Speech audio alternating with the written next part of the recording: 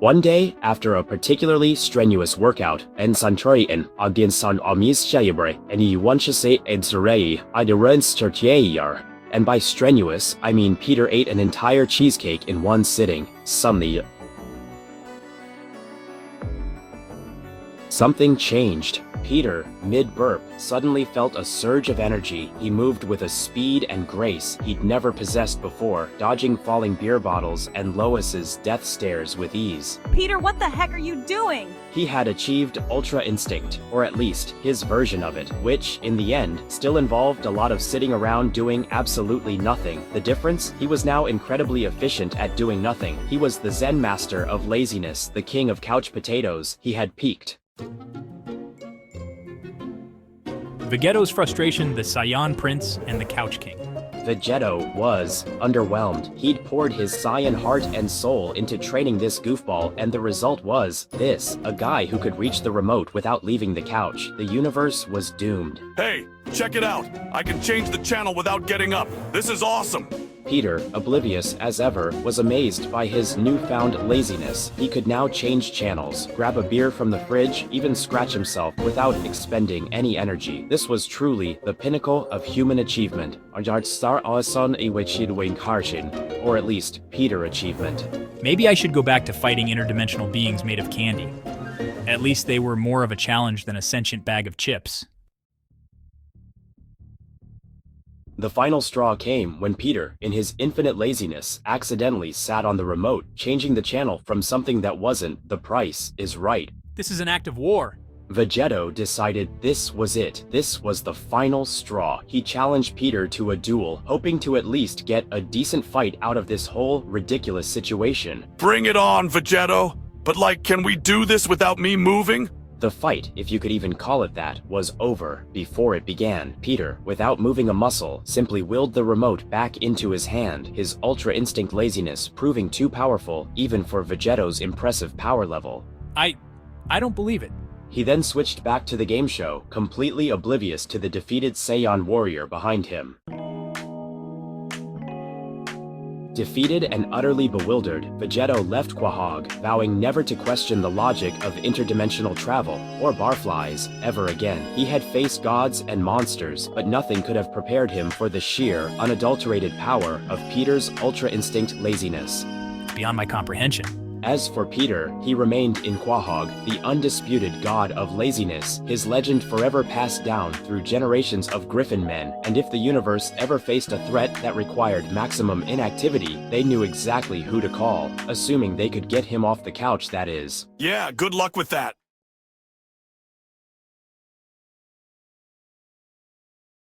I am Steve. Hold on to your seats, folks. An unbelievable prison break has just rocked Argentina in an event that has left authorities baffled. Zoink, a notorious figure known for his cunning mind, managed to escape from a high-security prison in Argentina. The details of his escape are still emerging, but sources say it involved a daring combination of stealth and strategy. Reports suggest that Zoink meticulously planned his breakout, utilizing every possible loophole, from hacking into security systems to outsmarting guards at every turn. His escape was nothing short of a masterclass in deception. Authorities are now in a nationwide manhunt to recapture this elusive escapee. Meanwhile, the public is left in awe and fear, wondering how one man managed to outwit an entire prison system. Stay tuned as we bring you more updates on Zoink's incredible escape. Remember to like and subscribe for the latest breaking news. Alan Harper, a man of simple pleasures, Charlie's leftovers, a comfortable couch, and avoiding responsibility, sunbathing on Malibu's golden sands. He thought this was just another Tuesday. How wrong he was. The air crackled. The sky tore open. A vortex of emerald energy, spitting sparks and smelling faintly of pickle brine, descended upon him. This isn't Malibu. He woke up in a crater. Dust filled his nostrils. His khakis were ruined, and his back felt like it had gone 10 rounds with a scion. Little did he know, he'd been hurled into a world of warriors, energy blasts, and planet-sized threats. Welcome to Dragon Ball's Earth, Alan. You're not in Kansas anymore.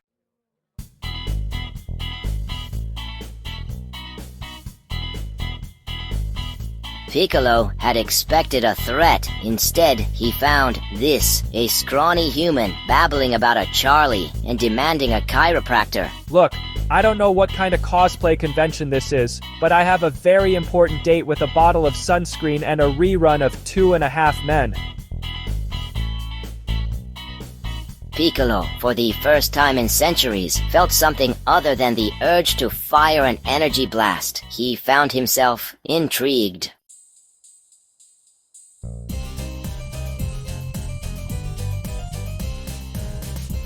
Piccolo, in a move that shocked even himself, decided to spare Alan. He'd destroy the universe later. Right now, he had questions. Alan, relieved to be alive, launched into a detailed explanation of spinal alignment and the benefits of hot yoga. Piccolo, surprisingly, listened, and so began the most unlikely friendship in the history of the universe. They trained together. Well, Piccolo trained. Alan mostly complained and offered unsolicited advice on Piccolo's posture. Piccolo introduced Alan to the wonders of flight and key control.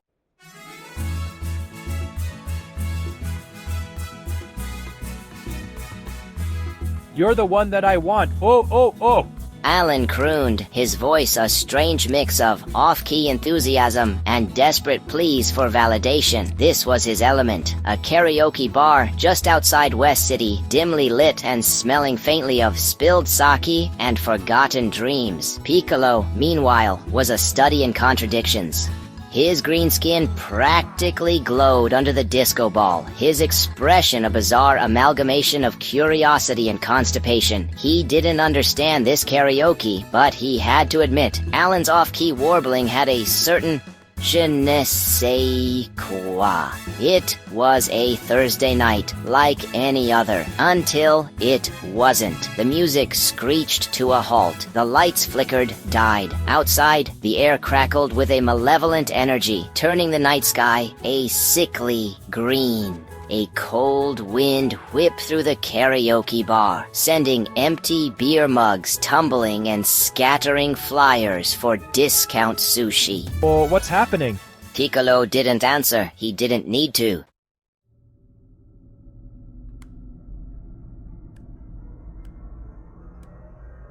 Pathetic.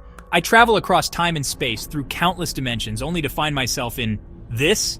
He surveyed the scene with a bored cruelty, his tail flicking back and forth like a metronome of impending doom. Piccolo, I think it's that guy from your anime club again. The one with the anger management issues. Stay here. Piccolo gently, but firmly, pushed Alan behind him. He knew this was it. This was the fight he had been training for his entire life.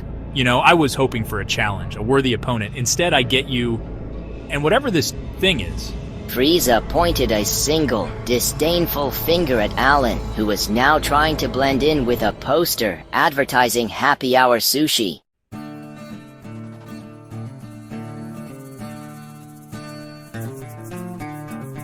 A beam of pure, concentrated energy, black as midnight and crackling with raw power, shot from Frieza's fingertip. It moved with the speed of thought, piercing through the air, through the karaoke bar's flimsy walls, through everything in its path, until it struck Alan square in the chest. Huh, that's not good.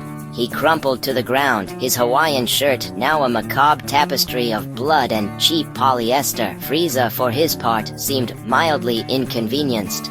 Oh, that was unexpected. My apologies. You see, I aim for the head. And, with a dismissive flick of his wrist, he vanished. The karaoke bar was silent, save for the faint hum of the now broken disco ball. Piccolo stood frozen, his eyes fixed on the spot where Alan had been standing just moments before. He didn't move. He didn't breathe. He couldn't. His mind struggled to process what he had just witnessed. Alan, the neurotic, mooching, surprisingly insightful human, was gone.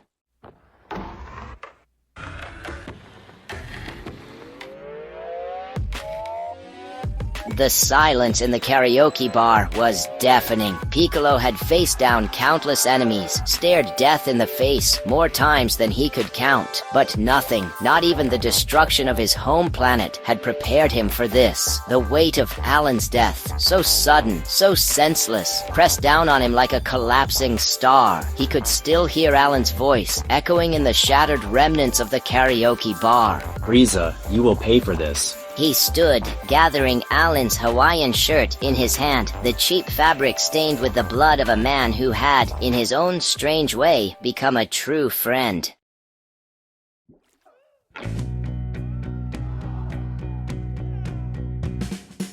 You want to do what? Bulma shrieked, nearly spilling her glass of Pinot Grigio. Piccolo stood in the middle of Capsule Corp's living room, his face grim, Alan's Hawaiian shirt draped over his arm like a macabre fashion statement. I need to use the Dragon Balls. I need to bring Alan back. Bring him back? That's absurd. You can't just bring someone back from the dead because they... She struggled for words, her gaze falling on the blood-stained shirt. Because they had a mean falsetto? Piccolo shot Vegeta a look that could curdle milk, then turned back to Bulma. He was my friend, and he died because of us, because Frieza was targeting me. Bulma sighed, pinching the bridge of her nose.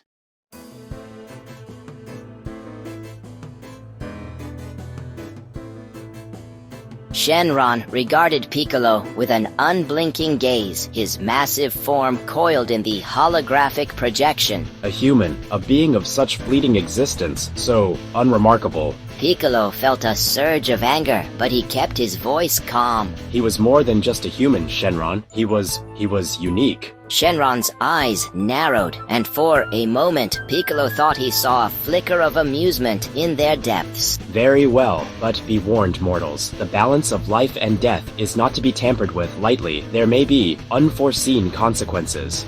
Before Piccolo could question his cryptic warning, Shenron opened his mouth, and a beam of blinding white light shot out, piercing the fabric of reality, hurtling toward the ruined karaoke bar, where Alan had met his untimely end. Back at Capsule Corp, a wave of energy washed over them, and a blinding flash of light filled the room. When the light subsided, there, standing in the middle of the living room, covered in dust, debris, and what appeared to be remnants of a spicy tuna roll, was Alan Harper. What the... Where are my clothes? And why am I covered in wasabi?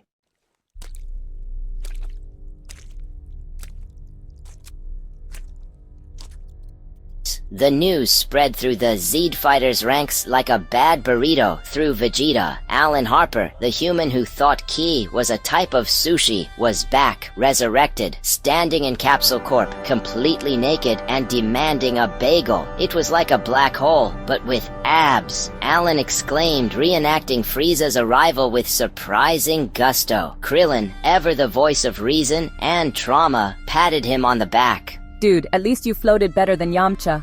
Yamcha predictably sulked. Piccolo silenced the room with a look. In his hand, he held Alan's Hawaiian shirt, now a grim reminder of Frieza's cruelty. This isn't a game anymore. Frieza crossed a line. He killed someone who didn't even know how to throw a punch, let alone fire a ki blast. Goku, for once, wasn't smiling. He understood. That lizard's going to regret messing with us.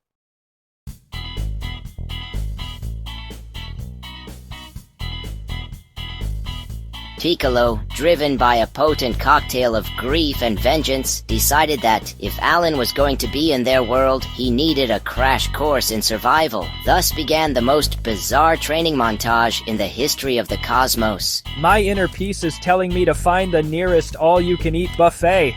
Gohan, ever the patient teacher, tried explaining ki control. Alan kept mistaking it for indigestion. No, Alan, it's about finding your center, your inner peace. Goku, bless his heart, tried sparring. It ended with Alan face down in a crater, muttering about needing a chiropractor who made house calls. You call that dodging?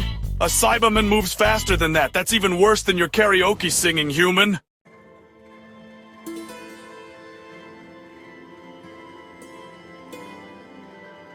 Piccolo observed it all, a strange feeling bubbling in his chest. This human, this Alan Harper, was utterly useless in a fight. He tripped over his own feet. His idea of a power move was asking for extra ranch dressing, and yet... Island Daichin see, Amosamain, why stop thinking? There's a spark in his eyes, a determination, however misplaced, that reminds me of myself. One evening, as Alan lay sprawled on the ground, nursing a pulled hamstring and lamenting the lack of decent pizza in this dimension, Piccolo did something completely out of character. He reached out, his calloused hand gently resting on Alan's shoulder.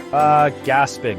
Dude, I think you just gave me superpowers. It was a simple gesture, a gesture of comfort, of unexpected camaraderie, and yet the universe shifted. A surge of energy, raw and untamed, erupted from Piccolo's touch, engulfing Alan in a blinding green light. The Z-fighters watched in stunned silence. Had Piccolo finally snapped? Was he about to vaporize the human? The light faded, revealing Alan. But something was different. His eyes, once filled with neurotic fear, now crackled with a faint green energy. He stood taller, his posture straighter, as if a lifetime of chiropractic bills had suddenly vanished. Even his voice, when he spoke, resonated with a newfound power.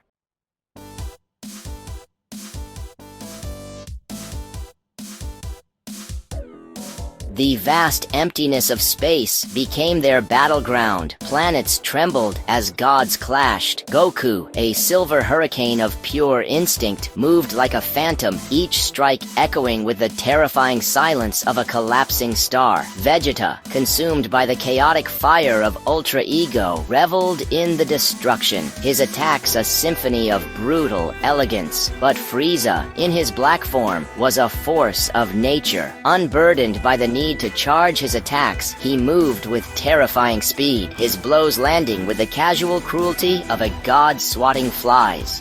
You disappoint me. Is this the best Universe 7 has to offer? A tired old man and a delusional prince? Stronger? Kakarot, tell this overgrown lizard what he really is. Aichi, stammering.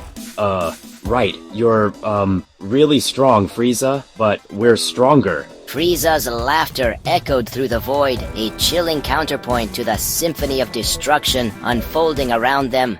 Amusing, but ultimately meaningless.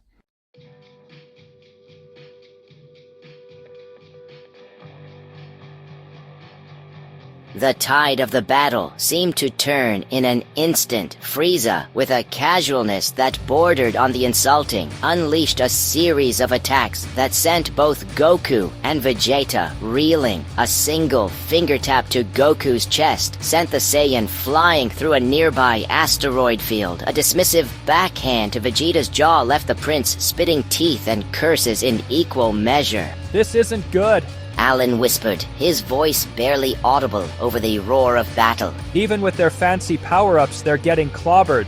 Piccolo, his eyes narrowed, said nothing. He could sense it too. Frieza was toying with them, drawing out their inevitable defeat. There has to be something we can do. Some kind of secret technique, a hidden power, a coupon for a free energy blast. Piccolo, for the first time since arriving in this cosmic arena, allowed himself a small, almost imperceptible smile. There might be, but it's unconventional.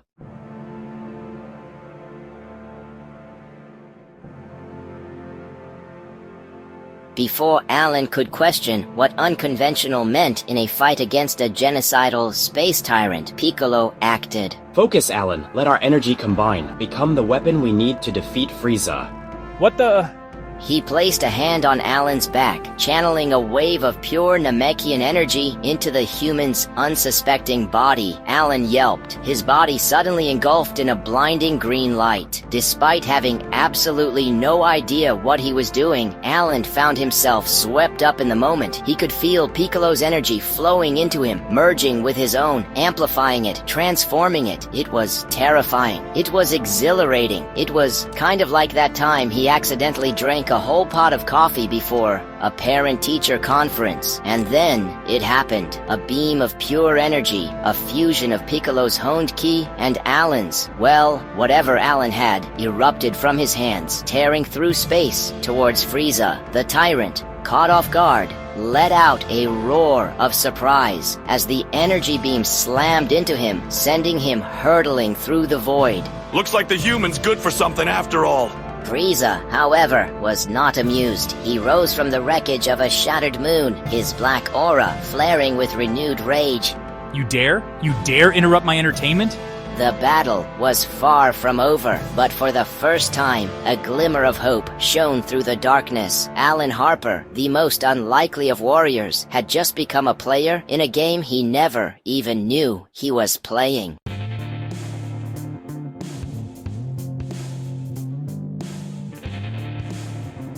The battle was over. Frieza, vanquished, erased from existence. The universe, for now, was safe. The Z-Fighters, bruised but unbowed, had returned to their lives, regaling anyone who would listen, and even those who wouldn't, with tales of their epic showdown with the Tyrant. But for Piccolo, something had changed. He found himself drawn to the quiet moments, standing on the balcony of Kami's lookout, staring at the moon, a strange ache in his chest. What is this feeling? He had faced countless enemies, endured unimaginable pain, witnessed the destruction of his homeworld, yet nothing had affected him quite like this. He thought back to the battle, to that moment when Alan, that bumbling, neurotic human, had somehow tapped into a power he didn't even know he possessed, a power that had, for a brief, shining moment, rivaled even his own. He was brave. Alan, brave, the man who fainted at the sight of a spider, who considered a trip to the grocery store a near-death experience. And yet, there he was, standing shoulder to shoulder, with the likes of Goku and Vegeta, facing down a being of pure, unadulterated evil. He thought of Alan's laughter, his endless stream of complaints, his bizarre fascination with Earth customs. He thought of the way Alan, even in the face of unimaginable danger, had never lost his Alan-ness. And in that moment, Piccolo realized he cared. He cared about this strange, frustrating, utterly ridiculous human. He cared about him a lot.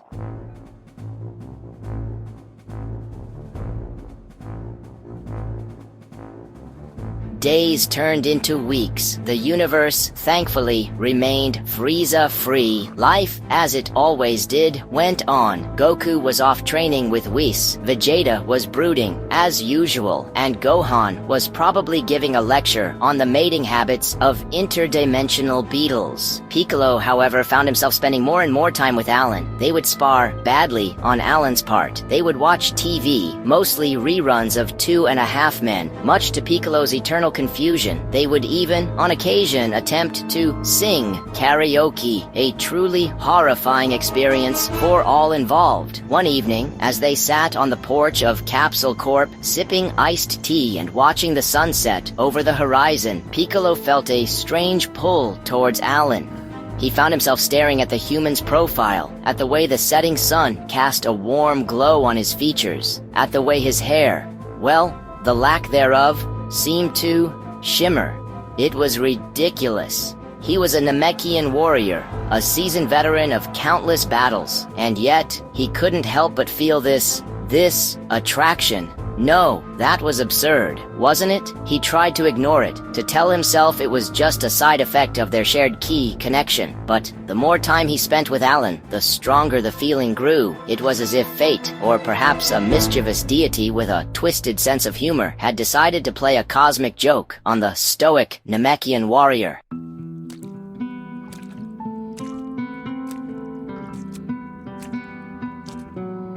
Word spread through the Z-Fighters' grapevine, mostly thanks to Vegeta's inability to keep his mouth shut, that something unusual was happening on Kami's lookout. Whispers of unnatural energy, fluctuations in sounds that would make a Saiyan blush, reached even the ears of Beerus, the god of destruction, who promptly choked on his pudding and demanded to know what kind of depraved activities were taking place in his universe. The truth, as they say, was stranger than fiction. Piccolo, the stoic warrior, the eternal bachelor, the bane of intergalactic galactic despots had fallen head over heels for Alan Harper, the human embodiment of Murphy's Law. And Alan, bless his oblivious heart, had somehow reciprocated. It was a love story for the ages, a tale of two beings from different worlds, different species, different levels of sanity, finding solace, comfort, and an absurd amount of awkwardly passionate key blasts in each other's arms. The universe for once held its breath. The end. Or was it just the beginning?